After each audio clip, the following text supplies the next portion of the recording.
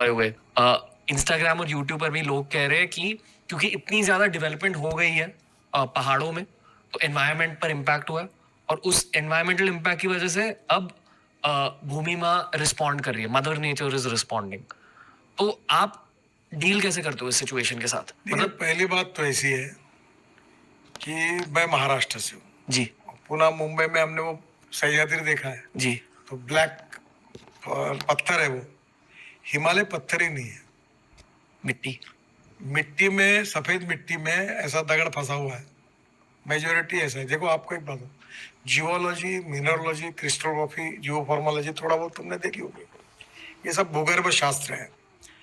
इसमें talc, gypsum, calcite, fluorite, apatite, orthoclase, quartz, corundum, diamond, ये 10 material है जो मोआ स्केल ऑफ हार्डनेस है। तो सबसे हार्ड मटेरियल जो होता है वो डायमंड होता है। हिमालय नंबर 1 पे आता है, जी अरे मिट्टी से वो। और दूसरी बात है कि स्विट्जरलैंड में भी ऐसी स्थिति है, नॉर्वे में भी है। इसके लिए कोई स्पेशल टेक्नोलॉजी का उपयोग करना चाहिए।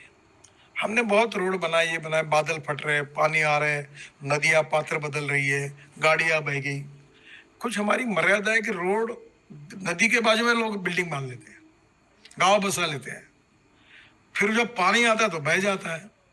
फिर पहाड़, इधर हिमालय है। अभी आप अगर कुल्लू से मनाली जाओगे तो हमने रोड बनाया बहुत बड़ा, 5-6 हजार करोड़ का। इधर पहाड़, इधर पहाड़, फिर ये पहाड़ से लेकर हमने इधर रोड बनाया। रोड बनाने के बाद इधर गांव, गांव के बाद रिवर, रिवर के बाद फिर रोड हमारा, और रोड के बाद फिर हिमालय। अब वो दोनों ऊपर से गिर के ऐसा देखना पड़ता है, तो कैसे कवर करेंगे? यानी अच्छा, रोड बनाएंगे तो कहाँ बनाएंगे? अब लोग जहाँ रहते वो गांव को जोड़ने के लिए रोड बनाएंगे, बनाएंगे तो पहाड़ कैसे? तो एक तो रोड बनाना नहीं सोचो, बनाना है तो कैसे सोचना? तो पहली बात ऐसी है कि अभी हमने, पहली बात ये जो नुकसान हुआ है, इसमें अनपेक्षित, अनएक्सपेक्टेड बहुत बड़ा पानी आ गया, नदी ने पात्र बदल दिया, बाढ़ आ गए, वो बियॉन्ड कंट्रोल था। फिर भी हम टेक्निकली जितने स्ट्रांग थे उतने नहीं थे, और इसलिए अगर इसमें हमारी कोई कमियां होगी तो मैं स्वीकार करता हूँ। अब मैंने स्विट्जरलैंड से प्रेजेंटेशन लिया, वहाँ का एक बुला है, नॉर्वे के लोग बुलाए, और जैसे एक्सीडेंटल ब्लैक स्पॉट्स हमने आइडेंटिफाई किए, वैसे जहाँ ये पहाड़ गिरे हैं, लैंडस्लाइड्स हुए, वो ब्लैक स्पॉट्स करके आइडेंटिफाई किए। उसमें ऐसा है कि पहाड़ ऐसा काटना, फिर जाली लगाना, फिर बोल्टिंग करना, फिर उसमें कुछ स्पेसिस लगाना। तो ये हम लोग नॉर्वे और स्विट्जरलैंड से टेक्निक लेकर हम ऐसी कोशिश करेंगे, क्योंकि हम रोड बदल नहीं सकते, रोड का मार्ग भी नहीं बदल सकते। जी अभी बद्रीनाथ, केदारनाथ, गंगोत्री, 4 धाम रोड बन रहा है। रोड नहीं था तब 2012 में कितने लोग मर गए, कितना बड़ा हादसा हो गया बादल फटने से। अच्छा, रोड लोग नदी के बाजू में रहते हो, छोड़ने के लिए तैयार नहीं है, अतिक्रमण करके वही बिल्डिंगें बना रहे, होटल बना रहे बड़े बड़े। तो प्रॉब्लम ये है कि ये जो प्रॉब्लम है, इसको दूर करने के लिए हम ये ब्लैक स्पॉट से उसको टेक्निकल डील करते हुए हम उसको वर्ल्ड की बेस्ट टेक्नोलॉजी उपयोग करके करेंगे। जो हुआ वो बिल्कुल सही है, आपने जो कहा वो बिल्कुल सही है, और परिस्थितियां बहुत विकट थी। पर उन परिस्थितियों में दो ही उपाय है, एक तो रोड ही नहीं करना, तो गांव बसा हुआ है, मनाली में लोग बसे हुए। अभी प्रॉब्लम ये था कि मनाली से रोहतांग पास जाने के लिए 3.5 घंटे लगते थे, तो हमने वहां टनल बनाई, तो 8 मिनट में चले जाते हैं। अब सब जगह टनल बनाना, इतना पैसा सरकार के पास नहीं, पहाड़ के अंदर रोड बनाना। अभी हमने चंडीगढ़ से मनाली तक रोड बनाया, उसमें कम से कम 20,000 करोड़ की टनल बनाई। अब इतनी टनल कहाँ से बनाएंगे? अब हिमाचल, उत्तराखंड, कश्मीर पूरा पर्वतों का ही है, तो पूरी टनल बनाएंगे तो 5-7 लाख करोड़ रुपए लगेंगे।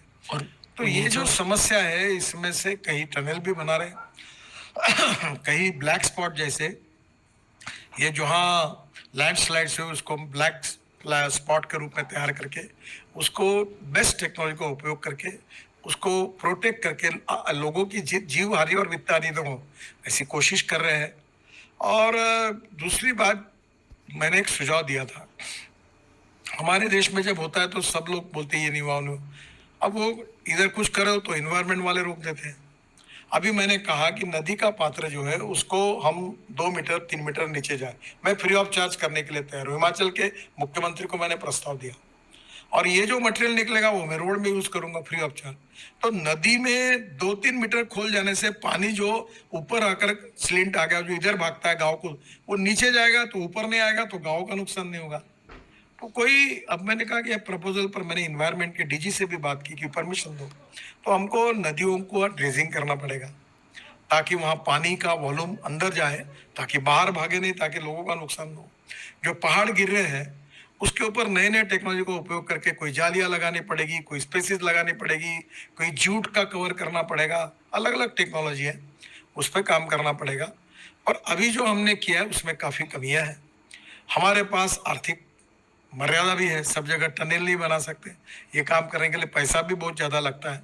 पर बिटवीन द लाइन आप समझ गए कि आदमी का जीवन इंपॉर्टेंट है, जी। और इसका रक्षा करने के लिए ये सब जो जितने लैंडस्लाइड्स के स्पॉट, हिमाचल, उत्तराखंड और अपने कश्मीर, अरुणाचल, जिधर जिधर है उसको सुधारेंगे। और दूसरा हिमाचल, हिमालय, ये पत्थर वाला पर्वत नहीं है, आप समझ लो। हिमालय ये मैक्सिमम मिट्टी में गोटा पत्थर है और ऊपर है, ठिसूल है, ब्राजील डाटा है, पूरा स्टाटा है। तो उसके साथ बात करके कोशिश करेंगे, जो है उसका सही चित्र मैंने आपको बताया। कुछ कमियां होगी हमारी तो हम सुधारेंगे उसको। ऐसे स्थितियों में ना सर, मुझे जो लोग गवर्नेंस में बैठे हैं उनके लिए बुरा फील होता है, क्योंकि एक जगह आपको इंफ्रास्ट्रक्चर भी चाहिए और पब्लिक का डिमांड है कि इंफ्रास्ट्रक्चर बढ़ाओ देश में, दूसरी जगह ऐसे सिचुएशंस भी आ अब मुझे जाते हैं। बताओ कि मनाली में 40-50 वॉल्वो बसें बह गई, होटल बह गए, लोग बह गए। अब नदी के बाजू में रहना, गांव को तो उठाना पड़ेगा ना। जब नदी में बाढ़ आती है तो पानी तो समझता नहीं कौन क्या है करके, वो इधर उधर घुस के पूरा तोड़ के चला जाता है। अब लोग बोलेंगे हम जगह नहीं छोड़ेंगे, तो क्या करेंगे? अच्छा, जगह देना है, खाली जगह करना है, तो फॉरेस्ट वाला बोलता है ऐसे प्रॉब्लम्स हैं, वेरी क्रिटिकल और बड़े प्रॉब्लम्स है। पर प्रॉब्लम्स कितने भी हो, मेरा एक प्रिंसिपल है कि there are some people who convert problems into opportunities, and there are some people who convert opportunities into the problems. Whatever the problem may be, my responsibility. मैं राज्य सरकार के सहयोग से नेशनल हाईवे के साथ पूरी तरह से इसको प्रोटेक्ट करते हुए सॉल्यूशन ढूंढने की ईमानदारी से कोशिश करूंगा, और उस काम पर हम लग गए। ओके, जिस तरह से मैंने आपको आरएसएस का सवाल पूछा कि नैरेटिव्स होते हैं यूथ में, एक और नैरेटिव ये है कि जब रोड्स बन रहे होते हैं तो उसमें बहुत करप्शन इन्वॉल्व होती है। ये सच है पुराने सिस्टम्स की वजह से? देखिए, मैं अभी तक 50 लाख करोड़ के काम कर चुका हूं।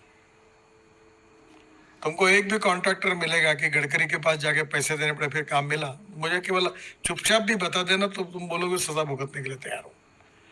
पर मैं ये दावा नहीं मान सकता कि सब लोग ऐसे हैं, प्रॉब्लम से रहते हैं। ये सामाजिक व्यवस्था ऐसी है कि अच्छे और बुरे लोग सब जगह पर हैं। उसकी जड़ तक कैसे पहुंचे सर?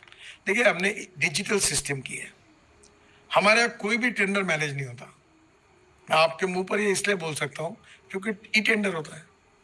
टेक्निकल फाइनेंशियल क्वालिफिकेशन हमने फ्रेम की है। हमारे यहाँ ऐसा कोई मंत्री तय करके इसको काम नहीं दे सकता। तो जितनी सिस्टम को टेक्निकली स्ट्रांग बनाएंगे, जितना हम टेक्नोलॉजी का उपयोग करेंगे, डिजिटल सिस्टम करेंगे, ट्रांसपेरेंसी लाएंगे, धीरे धीरे करप्शन खत्म हो जाएगा। और दूसरी बात, एक बात होती है, अच्छे काम करने वालों को सम्मान नहीं और बुरे काम करने वालों को सजा नहीं। जब गलत काम करे तो ठोकवाई करनी चाहिए। मैं कभी गाली गलौज भी करता हूँ, लोग मुझे बोलते तुम क्यों बोलते हो? मैंने बोला था कि जो कॉन्ट्रैक्टर सही रास्ता नहीं उसको बुलडोजर के नीचे डालूंगा। तो मैं ज्यादा एसेट ऑफ माई कंट्री, तो लोगों को वो भी पसंद नहीं आता। तो ऐसा है, मैं बहुत क्लियर कि जनता का पैसा है, हम विश्वस्ता है, ईमानदारी से काम हो, जो गलत काम करो उसकी ठुकवाई होगी। अब मैंने हमारे यहाँ से जो सबसे स्ट्रिक्ट, किसी की मैनेज नहीं, ऐसे व्यक्ति को बोला ये क्वालिटी का कंट्रोल, इसको इंचार्ज बनाओ, और सब कॉन्ट्रैक्टर भी उसको कुदवाऊंगा, सबकी तकलीफें और क्रिएट करूंगा। सारे खबरदार खराब काम किया और काम खराब किया तो उखाड़ने के लगा था। अब फिर भी बदल हो रहा है, क्वालिटी अच्छी बन रही है, पर कुछ समय प्रॉब्लम्स आते रहते हैं। आपको नाम लेने की जरूरत बिल्कुल नहीं है, पर क्या आपको लगता है कि आपने इतनी सफलता भी देखी है आपके गवर्नेंस के करियर में, लोग आपसे जलते हैं? मैं देखते ही नहीं किसी के पास, तो मैं क्यों समझू कौन जलता है कौन नहीं जलता। वो ट्रक के पीछे लिखता है ना, लिखा रहता है ना, वो क्या लिखता है, जलने वाले जला करे किस्मत हमारे साथ है, और कुछ तो भी लिखते हैं, जलने वाले का दिल काला, कुछ तो भी लिखते हैं, बुरी नजर वाले, क्या बुरी नजर वाले, बुरी नजर वाले तेरा मुंह काला, बस बोलते हुए चलते रहो। जो अच्छा कहे उसका भी भला, बुरा कहे उसका भी करो। ओके, चलते रहो, अपना घरदार परिवार देखो, आनंद से रहो, और उसके बाद जो मिला वो गांव, गरीब, मजदूर, किसान, समाज के लिए, देश के लिए जो कर सकते करो। जिसका जन्म हुआ है उसका मृत्यु अटल है। जी। मुझे भी पता है कि एक दिन मुझे भी जाना है, समय कम है, वनडे क्रिकेट जैसा जितना कुछ कर सकता हूँ मैं करके जाऊंगा, ताकि लोगों के जीवन में कहीं तो भी सस्टेनेबल डेवलपमेंट से उनके जीवन में अगर मैं आनंद कर सकूं जी। तो मेरा मकसद सॉल्व होगा। इसीलिए मैंने कहा कि politics is a instrument of socio economic reform. I am one of the small person small person. Who is doing as his level best, जो कुछ करने की कोशिश कर रहा हूँ। मेरे जैसे हजारों लोग करेंगे तो अच्छाई का महासागर बन जाएगा, उसमें बूंद डालने का काम मुझे, मैं कर रहा हूँ, Okay. करते रहूंगा। क्या चाहिए आपको जीवन से सर? कुछ नहीं चाहिए। मैं आप एंड पॉइंट के बारे में सोचते हो? आपने हाँ। अभी जो आपने कहा एंड पॉइंट, देखिए, एक ही बात को मेरी